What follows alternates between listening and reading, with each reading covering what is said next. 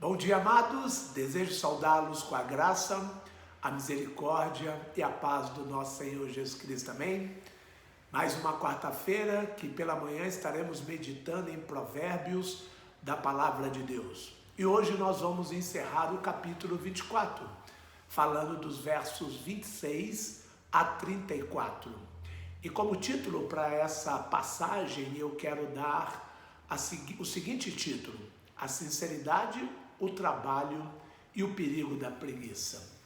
Essa passagem quer nos ensinar sobre a importância da honestidade nas palavras e do esforço diário para evitar a ruína e a preguiça. Vamos então ver o que os versículos têm a nos ensinar nessa manhã. Mas antes vamos orar. Obrigado, Jesus, por essa manhã e a oportunidade que nós temos de ouvir a sua palavra, que ela adentre aos nossos corações e façam as mudanças necessárias para que assim, no nosso agir, pensar e falar, venhamos a glorificar o seu santo e maravilhoso nome. É isso que oramos em nome de Jesus. Amém. O verso 26 nos diz: a resposta sincera é como beijo nos lábios. Aqui está um costume do Oriente Médio Antigo que com certeza vamos achar estranho. Salomão, como rei de Israel, ele era cercado por uma boa quantidade de pessoas que não agiam ou falavam com ele de modo sincero. Ao contrário, escondiam suas opiniões a fim de falar apenas o que julgavam que iria agradar o rei. Podemos ver aqui um bando de bajuladores. Isso geralmente acontece com as pessoas ricas e poderosas. Contudo, precisamos saber que as palavras que são agradáveis, mas não verdadeiras, têm pouca utilidade em nossas vidas, ou não tem utilidade nenhuma em nossas vidas. Sabendo disso, Salomão diz que a resposta sincera é como beijo nos lábios. É claro que aqui o assunto é a sinceridade, ou falar honestamente. Mas o que fica difícil de entender para nós, do século 21, é a comparação entre falar honestamente e um beijo nos lábios. Beijos nos lábios, costumeiramente, é realizado de modo romântico entre pessoas casadas ou namorando. Porém, no antigo Oriente Médio, naquela época, demonstrava afeto físico, ou melhor, demonstrar afeto físico com um beijo era um hábito comum tanto entre maridos e esposas, como também entre amigos muito chegados, sendo interpretado como um sinal de amizade verdadeira. Por mais estranho que isso possa nos parecer hoje, não é verdade? Então, a fala honesta é uma marca de amizade verdadeira. O amigo de verdade não se preocupa com o que o seu amigo vai pensar dele ou vai agir quando é preciso falar certas verdades. Quando o seu amigo corre risco de sofrer danos vindo de tolice e de escolhas erradas. Assim, como prova de verdadeira amizade,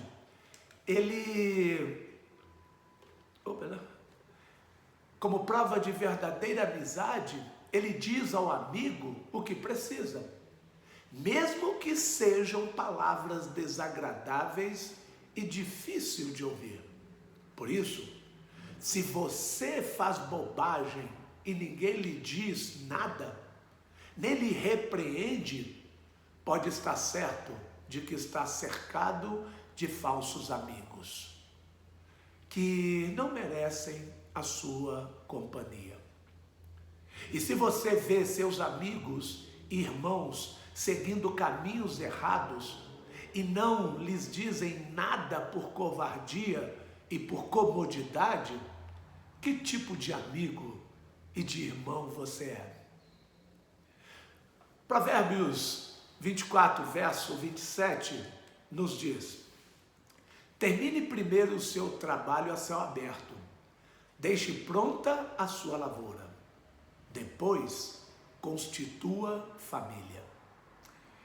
Estabelecer prioridades sobre critérios verdadeiros e justos é uma das marcas da sabedoria. Nesse sentido, Salomão apresenta um exemplo mais do que prático para o dia a dia dos seus leitores. Ele ordena: termine primeiro o seu trabalho a céu aberto, deixe pronta a lavoura. O que ele está querendo dizer com isso?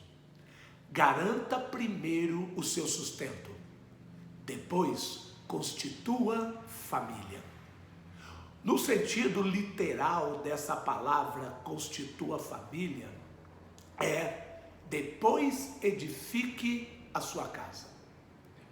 Seja da construção da casa em si, ou da sua manutenção diária, o que o escritor quer dizer é que os interesses que visam ao conforto, à segurança e à felicidade só podem ser efetivados se as condições de sustento da família estiverem garantidas.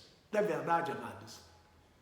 Portanto, nunca julgue como desperdício de tempo o esforço gasto com estudo e trabalho duro, enquanto outras pessoas se divertem. O sábio consegue colocar suas prioridades em ordem ao mesmo tempo que aproveita a sua vida em medida justa e saudável. Meus amados, principalmente os jovens, o momento de estudo, o momento de trabalho árduo é necessário e muitas vezes vai impedir certas diversões. Não fuja desse propósito agora. Esse momento é necessário, porque você vai ver o resultado lá no futuro. Diversão não é ruim, mas se ela ultrapassa as prioridades corretas, pode se transformar em uma grande armadilha na sua vida e com certeza comprometer o seu futuro. Pensando desse modo, você tem sido um sábio ou um tolo? Os versos 28 e 29 também nos diz: não testemunhe sem motivo contra o seu próximo, nem use os seus lábios para enganá-lo.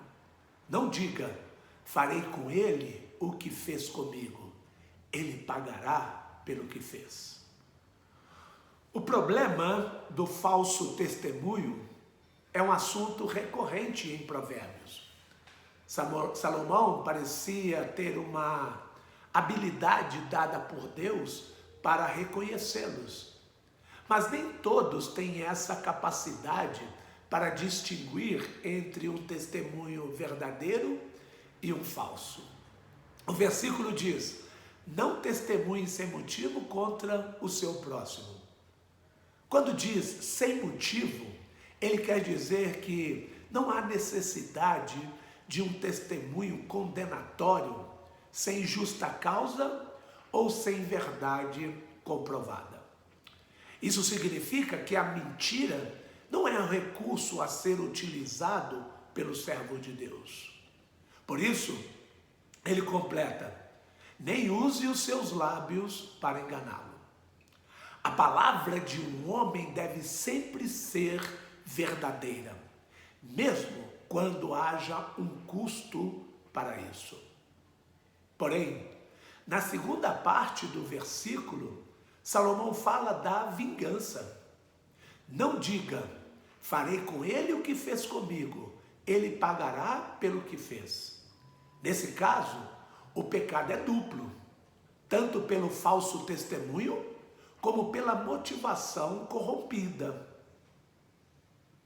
O homem de bem deve agir corretamente sempre, independente das circunstâncias e das pessoas com quem tenha que lidar. E essa não é uma tarefa muito fácil, né, meus amados? Pois muitas vezes temos de tratar com pessoas que realmente agiram mal, cometeram injustiças terríveis e merecem, de fato, serem punidas. Entretanto, a palavra de Deus, na própria lei de Moisés, nos instrui dizendo: não procurem vingança, nem guardem rancor contra alguém do seu povo, mas ame cada um seu próximo como a si mesmo. Eu sou o Senhor. Levítico 19, 18. É o mandamento do Senhor. E é por isso que, independente da circunstância, nós precisamos desenvolver em nossas vidas princípios e ensinamentos da palavra de Deus, independente de quem é que seja. Em suma, o servo de Deus deve desistir de fazer justiça com as próprias mãos, especialmente por vias erradas, e entregar seus casos a quem de direito, sendo eles bons ou maus, sabendo que se a justiça não for feita pelos homens, certamente será feita por Deus. Fica aqui a dica. Encerrando o capítulo com os versos 30 a 34, Salomão diz: passei pelo campo do preguiçoso, pela vinha do homem sem juízo. Havia espinheiros por toda parte, o chão estava coberto de ervas daninhas e o muro de pedra estava em ruínas. Observei aquilo e fiquei pensando. Olhei e aprendi essa lição. Vou dormir um pouco, você diz. Vou cochilar um momento. Vou cruzar os braços e descansar mais um pouco. Mas a pobreza lhe virá como um assaltante e a sua miséria como um homem armado. Salomão não aprovava a vida ociosa, pelo que chama o preguiçoso de homem sem juízo. Em suas andanças, ele afirma ter passado pelo campo de um preguiçoso e o que ele viu foi que havia espinheiro por toda parte. O chão estava coberto de ervas daninhas e o muro de pedra estava em ruínas. A causa disso não era nenhum tipo de desastre natural, mas a ação do preguiçoso, ou melhor, a falta dela. Em vez de cumprir suas responsabilidades, tanto no campo, para garantir seu sustento, como em casa, na manutenção da sua propriedade, o homem ocioso, o homem preguiçoso diz para si mesmo: vou dormir um pouco. Por incrível que pareça, as pessoas que menos trabalham são as que demonstram mais cansaço, não é verdade? Por isso, exausto de não fazer nada, ele decide: vou cochilar um momento. E depois, cruzar os braços e descansar mais um pouco. É esse o que não gosta de trabalho. Parece bom, afinal, quem não gostaria de passar o dia descansando? Contudo, há consequências sérias por causa do descanso excessivo e a intenção do escritor é alertar seus leitores a isso. A previsão óbvia para a visão que Salomão teve do campo abandonado pelo preguiçoso é que a pobreza lhe virá como um assaltante e a sua miséria como um homem armado. O que isso significa? Isso significa que a escassez e o sofrimento causado pela falta de trabalho chegam de forma violenta, inevitável e impossível de resistir como consequência da preguiça. A lição não poderia ser mais clara. Se você evita ou fica adiando os seus deveres, os resultados da falta de trabalho o atingirão e, infelizmente, não somente a você, mas toda a sua família também sofrerá. A verdade é que não é possível qualificar uma pessoa como preguiçosa e sábia ao mesmo tempo. Por isso, cumpra seus deveres primeiro e depois descanse merecidamente. Esse é o descanso do sábio.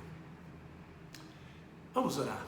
Maravilhoso Deus, ajuda-nos a ter lábios sinceros, que a nossa resposta seja sempre verdadeira e cheia de graça. Livra-nos da falsidade, da mentira e do desejo de revidar o mal com o mal. Que o nosso testemunho seja verdadeiro e justo. Dá-nos também disposição para o trabalho, ensina-nos a cuidar primeiro das nossas responsabilidades, a preparar o que é necessário e a ser responsáveis em nossas tarefas, edificando os nossos lares com sabedoria. Afasta-nos do espírito da preguiça e da acomodação, que não venhamos a cruzar os braços ou dormir quando precisamos trabalhar, para que a escassez e a ruína financeira não nos pegue desprevenidos. Dá-nos força, ânimo e sabedoria para sermos produtivos e fiéis em tudo que fizermos para a Tua glória. É em nome de Jesus que eu oro e te agradeço. Amém. Amados, um bom dia e um feliz restante de semana no Senhor. Que no final de semana nos vemos para juntos glorificarmos o nome do nosso grandioso Deus. Um beijo no seu coração.